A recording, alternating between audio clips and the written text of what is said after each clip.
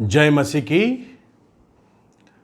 आज 18 जून 2022 रोज़ की रोटी अध्ययन में मैं आपका स्वागत करता हूं और अभिनंदन करता हूं।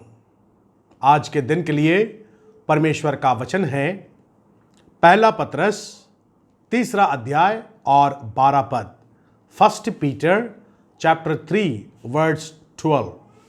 यहाँ पर इस प्रकार से लिखा गया है, क्योंकि प्रभु की आंखें धर्मियों पर लगी रहती है और उसके कान उनकी विनती की ओर लगे रहते हैं, परंतु प्रभु बुराई करने वालों के विमुख रहता है। हालेलुया। मसीह में मेरे प्रियो, बाइबल में लिखा जाता है, प्रभु यीशु ख्रिस्त ने कहा मत्ती 18 और उसके 20 पद में, जहां पर मेरे नाम से 2 या 3 इकट्ठे होते हैं उनके बीच में मैं उपस्थित रहता हूं।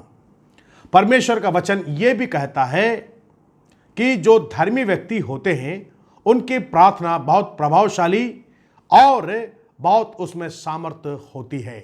याकूब 5 अध्याय के 16 पद में हम इस बात को पढ़ सकते हैं। क्या आप नियमित रूप से प्रार्थना करते हो? क्या यह सवाल मैं आपसे पूछता हूं।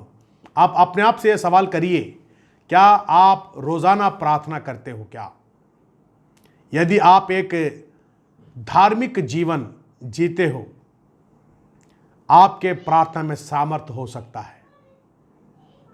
और जब 2 लोग मिलकर प्रार्थना करते हो तो और सामर्थ्य को हम प्राप्त कर सकते हैं। अकेले प्रार्थना करते हैं, सामर्थ्य है, परंतु 2 या 3 लोग इकट्ठे होकर के मिलकर के प्रार्थना करते हैं, और अधिक बहुत सामर्थ्य को हम अपने प्रार्थना में देख सकते हैं, प्राप्त कर सकते हैं। हम में से हर कोई जो है बहुत व्यस्त जीवन जीते हैं। इतना काम हमारे ऊपर रहता है कि हमारे पास समय नहीं मिलता कि हम कैसे प्रार्थना करें, कहाँ करें प्रार्थना। परंतु हम बड़े ही सौभाग्यशाली हैं कि हम थोड़ा समय को निकाल लेते हैं हमारे व्यक्तिगत जीवन में हम प्रार्थना करने के लिए। आइए हम दूसरों को के साथ मिलकर प्रार्थना करने का एक आदत बनाएं। आज तक शायद आप अकेले प्रार्थना कर रहे होंगे। आइए हम अपने दोस्तों के साथ, पति पत्नी के साथ, पति पत्नी के साथ प्रार्थना करें, पत्नी पति के साथ, बच्चों के साथ, परिवार के साथ मिलकर प्रार्थना करें, ताकि आपके प्रार्थना में और सामर्थ्य आने पाए और अधिक आशीष आप पाने पाए। बहुत लोग ये सिखा देते हैं कि समय नहीं है, समय निकालना पड़ता है। यदि आप किसी को बहुत ही चाहते हैं, उनके साथ समय व्यतीत करना चाहते हैं, आप व्यस्तता में भी आप समय निकाल लोगे। प्रार्थना ये निर्धारित करता है कि आप परमेश्वर से कितना प्रेम करते हो।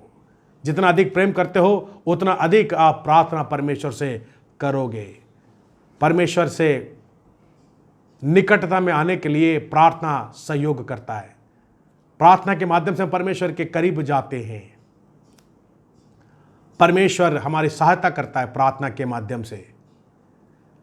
प्रार्थना के माध्यम से केवल हम अपने लिए नहीं, परंतु दूसरों की जो चिंता है, दूसरों की जो पुकार है, वो हम परमेश्वर तक लेकर जाते हैं। मध्यस्थ की प्रार्थना हम कर सकते हैं। प्रार्थना जो है हमारी परिस्थिति को बदल देता है।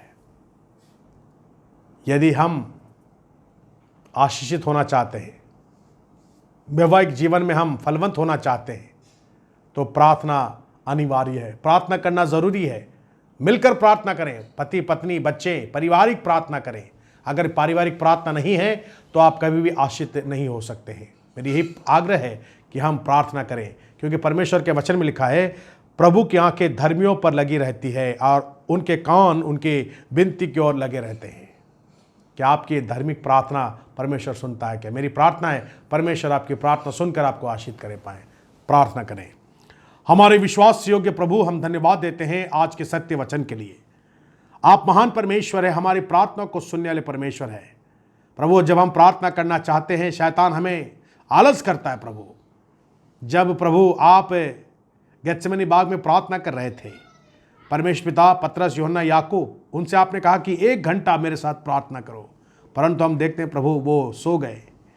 शैतान ने उनकी आंखों में नींद लाई। प्रभु, हमारे आत्मिक जीवन में प्रभु अनेक बार हम सो जाते हैं, जो सबसे अधिक बात हमें करना चाहिए प्रभु, वही बात को हम सबसे कम करते हैं। हमें प्रार्थना अधिक करना है जब, परंतु हम वही काम बहुत कम करते हैं। हमें माफ़ करें, क्षमा करें, और मेरे सभी भाइयों पर, बहनों पर, बच्चों पर अनुग्रह देवे कि प्रभु वो अधिक प्रार्थना करें।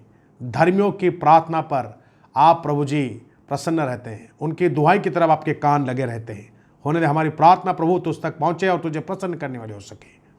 मैं सबों के लिए प्रार्थना करता हूँ, आशीष देवे, बरकत देवे। और प्रभु यदि कोई बीमार है, अस्वस्थ है, उन्हें चंगाई देवे प्रभु।